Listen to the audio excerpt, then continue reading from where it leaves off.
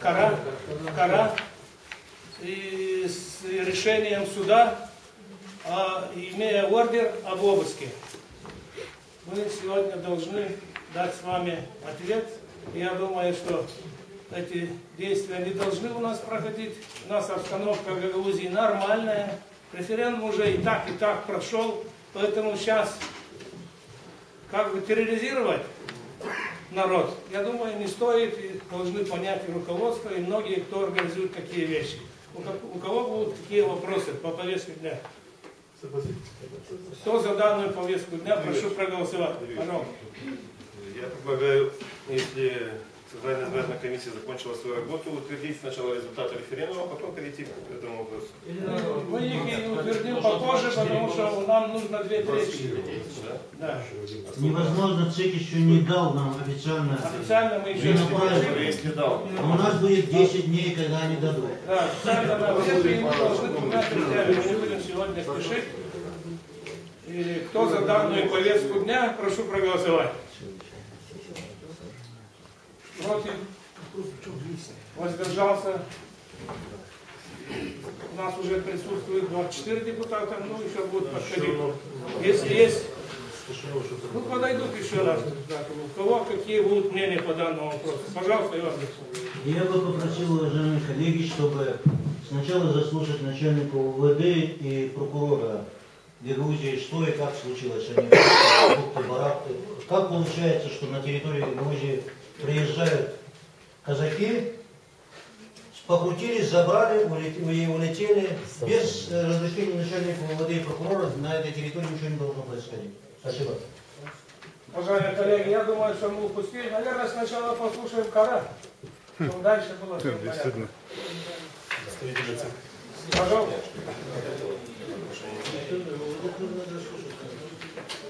Приблизительно в 21:00 сотрудников 10, я насчитал, подъехали к моей квартире, как бы вместе с пристройкой, вход идет со стороны торца дома. 6 сотрудников были такие небольшие, телосложения такого среднего, двое были где-то 2,10 на 1,20 м. Я так понимаю, что, наверное, скорее всего, дорожный служат, а может быть какие-то спецслужбы, и 2 были женщины. Около 9 часов времени я сказал, что они подошли. Из них представился господин Кучерджиева, фамилия Игорь, я не запомнил тот ОТР, какие-то его названия, но тоже сказал, что с МВД Молдовы. И он объяснил так, что мы приехали к вам, у нас есть несколько санкций к вам, но просьба такая, выдать добровольно нам без либо каких-либо представлений документов, только он по законодательному удостоверению, выдать ему бюллетени, печати, агитационный материал и станки для производства этих бюллетеней и этих печатей.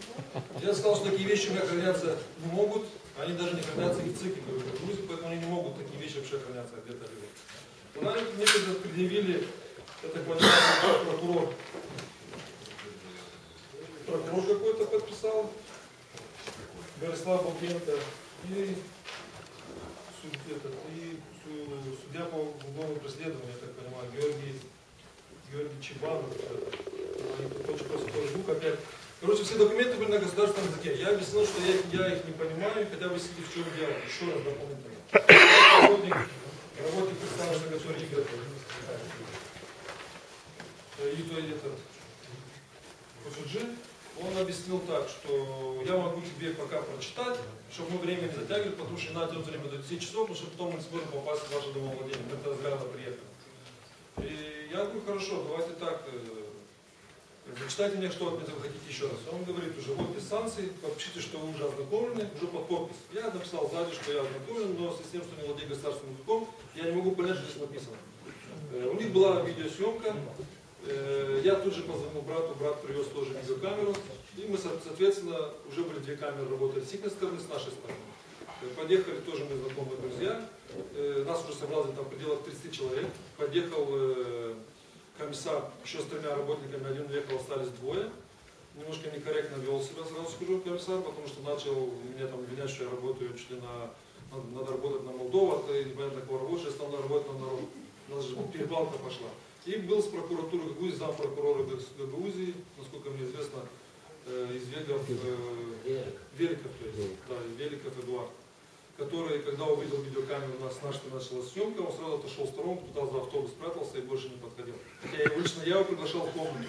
И мы договорились так, 4 человека с их стороны, 4 человека с моей стороны. И дети, во-первых, дети испугались, начали плакать, потому что начался шум, перепалки. У нас 3 маленьких девочек, одной 5, 3 годик. Их всех Ира перевела моя сестра на кухню, чтобы они не плакали. Даже сказала, что пошли свет проверять. Ребенок старший даже говорит, начал плакать, такой свет, говорит, посмотри, говорит, темно на улице. И договорились так, по 4 человека, они зашли 4, и мы зашли 4. Камеры шли сзади их, не наши, с нашей стороны. Они начали сначала обыскивать саму квартиру, первый этаж. Единственное, он попросил, чужой попросил, чтобы все коробки, которые находятся в комнате или там шкафы, чтобы мы сами открывали. Не чтобы не он лазил, чтобы потом не было обиды, а сами открывали. Я согласился на это, что он показывал, мы открывали. Вот мы прошлись по комнатам, потом поднялись на 2-й этаж. Он там обыскал, детей перенесли потом на кухню, и потом он залез уже в туалет, в ванную посмотрел, даже залез под ванну, залез под это, спустился в подвал. Это все есть видеосъемка, я могу любому предоставить, я уже отдал, и уже несколько есть видеосъемок здесь, я дам их для народного собрания, исполком уже получил. Все снято от начала до конца. И дальше он сел на кухне и вот составил вот такой вот протокол обыска, где подписалось 8 человек. Он написал, что во всех комнатах они прошли, ничего такого они не нашли. И все. В конце извинился, сразу говорю, сказал, что здесь за беспокойство. В 23:10 они закончили обыск, в 23:30 они покинули помещение. Вот и все. И потом они пешком поднялись в сторону прокуратуры ГГУЗи, откуда уехали на 3 машинах. У них ордер на задержание. Они сказали, что-то для меня есть, какой-то ордер, но если этот ордер подействует только после того, когда будет составлен протокол обыска. Вот и все. В связи с тем, что они ничего не нашли, и ребят было много вокруг них, я думаю, что они просто бы даже это бы не сделали. Даже если они хотели это сделать. Потому что подъехал тоже около 20 ребят. Вот и все. Поэтому и не состоялся. Да, я позвонил сразу и поставил Дмитрию Федоровича в известность, Валерия Федоровича в известность, я Илья Семеновича поставил в известность, Федора Никодимовича поставил в известность. Ну, больше я не успевал звонить, потому что мне больше надо было за ними ходить, чем звонить и разговаривать. Вот все, что могу пояснить. Если есть вопросы, могу ответить. Да. Пожалуйста, смотрите. Тогда давайте слово дадим начальнику ОВД. Ну, я думаю, уважаемые господа депутаты, думаю, комментировать действия работников Генеральной прокуратуры было с моей стороны некорректно. Поэтому, наверное, Руслан Федорович объяснит это. И вопросы персональных ОВД, пожалуйста, отвечу. Мы в этом мероприятии участие не принимали. Вас поставили здесь? Нет. Ну, комиссар же у вас был там. Да, и уже вызвали, когда сигнал пошел, уже начали звонить, тогда уже направили туда, когда люди собираться начали, тогда уже направили туда сотрудников полиции. Хорошо, спасибо. У меня вопрос к начальнику ГУВД. Пожалуйста. Скажите, пожалуйста, как, я не хочу, чтобы вы комментировали, а вообще-то на территории Гагаузии, если появляются, даже если они сотрудники Генеральной прокуратуры, они же должны вас ставить в известность, что делают что-то на территории Гагаузии. Когда есть представитель либо управления полиции, либо прокуратуры автономии, вот здесь в частности был зампрокурора, поэтому я думаю, не обязательно было меня информировать. Ну, а если бы началась перестрелка? Понимаете? Это ненормально. Я понимаю, что это ненормально, но здесь был представитель правоохранительной структуры. Что можно говорить? Что кто больше, кто меньше, но если был представитель прокуратуры автономии. Нет, я вообще так понимаю, что на территории Гагаузии силовые структуры без вашего ведома, даже если они законно появляются, они должны появиться у вас, получить сотрудников для сопровождения, что это на территории делается, что если это члены исполкома, это член правительства, вы должны поставить председателя правительства в известность, председателя Народного собрания, дальше я не говорю, что вы должны противодействовать этому. Нормальный порядок такого. Я понял. В данном случае речь идет о действиях процессуальных, проводимых Генпрокуратурой в сопровождении представителя прокуратуры. Полиция, которая была представителем МВД, они выполняли отдельные поручения. Все, поэтому в данном случае меня решили, наверное, в известность не ставить. Это ненормально. Вас обязаны ставить в известность. Начальник говорит, что он должен не пускать таких ведь. Есть еще какие-то мнения? Есть какие-то мнения еще? Или все ясно? Уважаемые депутаты, присутствующие, ставлю вас в известность, что на сайте прокуратуры АМД, официальный сайт прокуратуры, опубликовано заявление Генеральной прокуратуры по поводу вчерашнего действия. Я специально распечатал, пожалуйста, думаю, что в последующем объяснять, в связи с чем было принято решение о производстве обыска и санкционированной судьей. Прочтите, пожалуйста, Там на государственном языке, я в принципе... Так здесь невозможно считать. Посмотрите, здесь маленький. Там есть ссылка для того, чтобы увидеть, что действительно Генеральная прокуратура по этому поводу сделала заявление.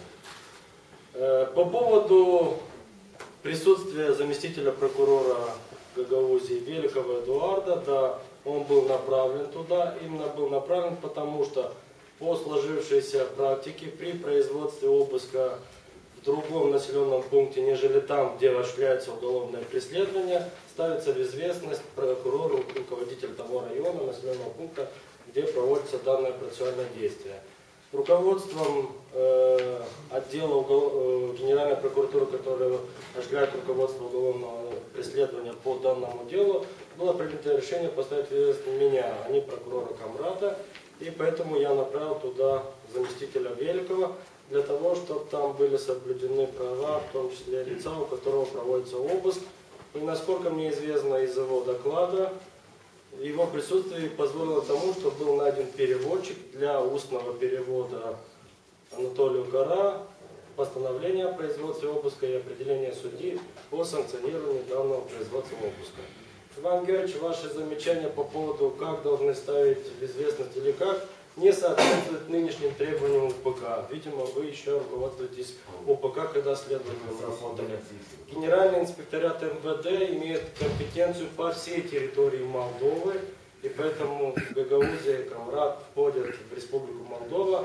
Они не обязаны ставить в известность управление внутренних дел или управление полиции, как сейчас называется, в Гагаузии. Поставили прокурора Гагаузии в известность, что будет проводиться какое-то процессуальное действие на территории, тем более санкционированное судьей по уголовному преследованию. Какие основания послужили для получения санкций и в связи с чем было принято решение производить обыск, мне неизвестно, поскольку прокуратура Гагаузии не осуществляет уголовное преследование, работники прокуратуры не входят в состав следственной группы, и тайна уголовного преследования, в принципе, наверное, соблюдается, поэтому нас и не ставят в известность, что там планируется и что будет проводиться. Пожалуйста, Руслан Федорович, вопрос в другом. А что, уже отменены нормы закона о особом правовом статусе? Почему? Ну, почему вы говорите, что когда я работал следователем? Да, когда я работал следователем, но никто не отменял нормы закона об особом правовом статусе. Какой части, Иван Георгиевич? Части того, что на территории Гагаузии действует управление внутренних дел со всеми его полномочиями, а не комиссариат, главный комиссариат полиции может делать на этой территории что угодно. Вот когда отменят нормы закона об особом правовом статусе, тогда они могут сделать. А пока это не сделали, извините, то, что я говорю, это правильно.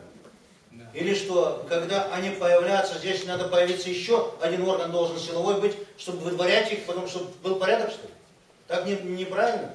Я бы попросил, чтобы вы перевели, меня интересует, по какой статье там возбуждено уголовное дело, они проводят следственные действия, в том числе и обыск.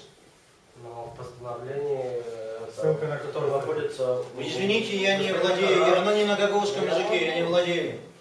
молдавским языком. Я на гагаузском, если было, я прочитал. Urmărirea penală în cauza număr așa a fost început la 9 ianuarie 2014 de Procuratura Generală în care se investigează infracțiuni prevăzute de articolul 346 și articolul 352, alineatul 3, litera D. В общем, 9 января было начато уголовное преследование по статьям 346, 352 и 328 Уголовного кодекса. А что значит государственный язык? 352 самоуправство, 328 превышение власти, 346 на память не помню. Разжигание межнациональной розни. Ни то, ни другое, ни третье не соответствует, даже события преступления нет. И Генеральная прокуратура делает вид, что соблюдает законность. У меня вопрос по процедуре. Дело в том, что, насколько с пояснения господина Кара, мы понимаем, что обыск у него начался 21:00. 21:30 и продолжится до 23. Мы знаем, что процедурные действия могут проводиться до 22. Соответственно, я думаю, что есть необходимость, чтобы господин Кара обратился в вышестоящие органы с жалобой, для того, чтобы наказали присутствующих прокуроров на обыске, потому что было нарушено его право как гражданина Республики Молдова. Согласно, если позволите, Уголовно-процессуального кодекса, регламентирующего порядок производства обыска, обыск не проводится, как правило, в ночное время. Ночное время от 22 до 6:00. Но если обыск начат до 22, то он может быть продолжиться до его окончания. Такие требования УПК. Поэтому, если бы они бы даже без 5:10 начали, то закончили бы, когда необходимо было закончить. Там несовершеннолетние дети. Кара имеет право Сейчас обжаловать я еще действия. поясню по поводу переводчика. Переводчик появился за 5 минут, только составляется протокол. Раз. Во-вторых, у нас в квартире хранится 3 огнестрельных оружия. На них есть все разрешения, они проверили документацию. Вы представляете, если вот ребенок начал плакать, и вот наш зять немножко нервничает, и вот началась бы эта перестрелка. Кто бы остался виноват? Ты? Кто? Нет, начальник УВД прокурора. Кто? Вот началась бы перестрелка. Вот ребенок начал плакать. Толик открыл, смотрит, у меня право. У него находится во дворе, у меня в квартире зашли 10 человек. У меня есть разрешение на огнестрельное оружие, разрешение. Незаконные действия. Маска. И что делать? Теперь скажи. Ребенок плачет, что на него право стрелять. И чем бы закончилось ваше приключение? Вот я хочу задать этот вопрос. Приключения это не мои. И, заместителя вашего, чем бы закончилось? Второе. Производство обыска было санкционировано. Нельзя здесь говорить, что у меня есть разрешение на оружие. По любым делам может проводиться. Можно было это днем сделать. Боже мой, Это какие не проблемы. вопросы. Во-первых, переводчики должны быть, согласно УПК, не просто любой Аба, дядя Мотя, тетя Паша, а должны быть квалифицированные, имеющие лицензию. Такого не было. Обеспечен перевод таким лицом не был. Она представила, что И она это, работает. значит, нарушение УПК. Она пришла в 23:05. В 23:10 закончили обыск, и в 23:30 они покинули помещение. Вот тут вот написано начало и конец, вот все указано, во сколько начали, во сколько закончили. Просто вчера, я вам сразу говорю, вчера было закончиться очень плачевно, потому что подъехало тоже 20 ребят, и просто-напросто, можно было, я вам честно говорю, это просто спасибо, что они просто здесь бежали. Но в дальнейшем просто этого не будет, я вас уверяю. Завтра они придут 100 человек. Наберем 200. Вы работали в полиции, вы знаете, как производится обыск, особенно если они санкционированы судом. Смешного нет, вопрос.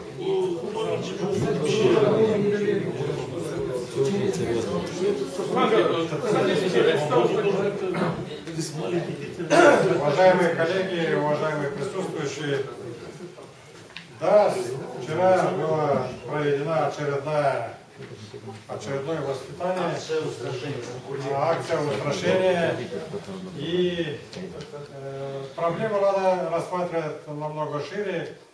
И давайте вспомним, как это происходило накануне проведения референдума, какие были стянуты силы, что делали органы правоохранительные, в том числе осуществляли недопустимые вещи. в том числе и в отношении депутатов. 31 числа, когда мы отсюда ушли, я был задержан в Чемишли и 1,5 часа мне мурыжили. В райотдел меня хотят доставить. Сначала прицепились номерные знаки перебитые, потом где-то кто-то стрелял, я должен почему-то объяснение давать. А накануне в аэропорту еще минут 40 мурыжили. Но это издевательство. И статья, если действительно статья за разжигание межнациональной розни, то это они разжигают, центр разжигает межнациональную рознь. Потому что превратили гагаузов во врагов народа, противников Государственной Республики Молдова. Вместо того, что те личности, которые пропагандируют такую методологию работы, они таковыми являются сами. Мы поступили демократическим способом, в рамках законодательства назначенный референдум, и этот референдум состоялся вполне на легитимных условиях и демократическим способом. Присутствовавшие наблюдатели из международных организаций России, Венгрии, Польши, Болгарии подтвердили, что мероприятие проходило вполне соответствующим демократическим нормам. Вместо того, чтобы по результатам референдума сделать какой-то вывод и послушать, какие есть проблемы в регионе, потому что на протяжении 19 лет они нас все давят и давят. Они решили продолжить по тому же пути, к которому следовали все 19 этих лет. Значит, процедура устрашения, Башкара, члена правительства, снимем, статус Гагаузии принизим, чтобы они не могли в другой раз вполне легально такие вещи делать. К вашему сведению, позавчера в 2 типографиях были тоже проведены обыска. По следам идут, где ходил там один, второй, выясняют газеты «Единая Гагаузия», почему там печаталось, почему агитационные материалы. Это есть преследование, это есть устрашение, поэтому я призываю всех осудить такие действия и потребовать руководства Молдовы очнуться наконец и прекратить выдавливать целый регион. И эти устрашения не пройдут.